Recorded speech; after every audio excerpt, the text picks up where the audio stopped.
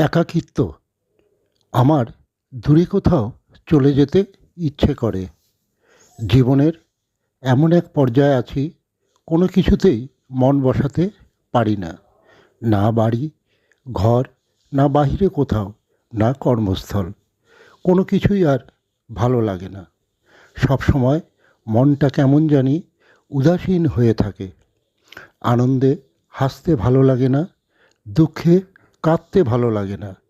কাছের কাউকে নিজের ব্যাপারে কিছু হলেও আর বলতেও ভালো লাগে না। বুকের মধ্যে কেমন শূন্য শূন্য অনুভূতি। এখন মানুষের সাথে মিশতে ভয় কাজ করে। সব কিছুর উপর থেকে কেন জানি মন উঠে গেছে।